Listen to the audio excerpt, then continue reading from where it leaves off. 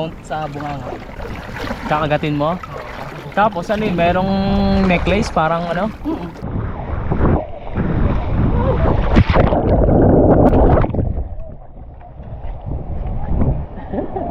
Balik.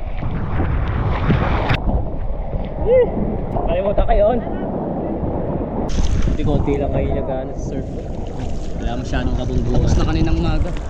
Kasi Bukas maaga kami, alas 5. umaga no. Dahil pa low tide na. Hindi, yung alas 5 na yun, ng umaga pa high tide. Adi ngayon bad konti kasi low tide. pa low tide na. Pag low tide, anong pinagkaiba?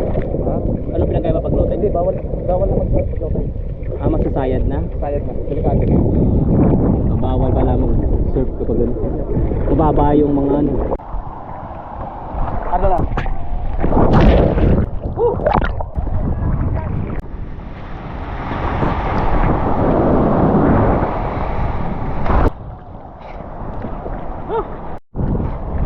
Hindi ganun ka.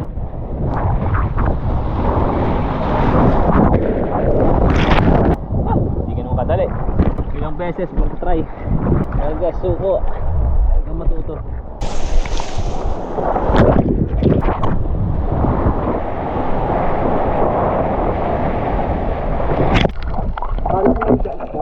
Waga, sorry. Tuk surf, hanapin nyo. Gusto nyo magpa-booking. Yan, titing niya, ganun yan. Registered yan, saka ano, license na no? License yan sila. Merong mga license din ng surf instructors dito. Doon na kayo sa mga mapagkakatiwalaan. So yung safety yung priority nila. Yan. Turuan din kayo mula basic.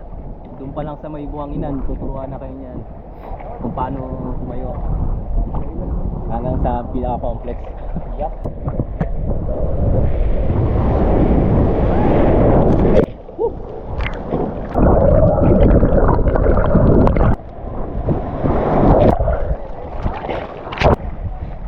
Last ride na kami.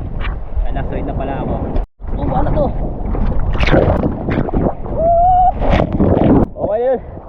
Importante, may natutunan tayo yung pagliko. Hindi natin masyado na perfect, pero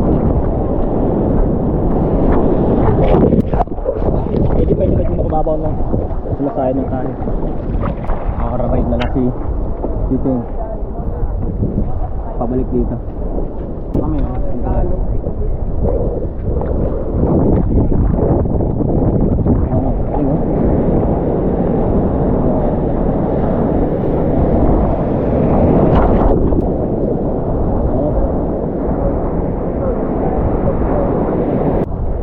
wala tayo na perfect, importante yung experience.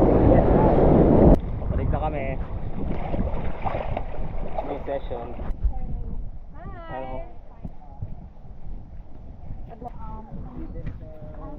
Hey. Hi po. Maraming salamat din ha.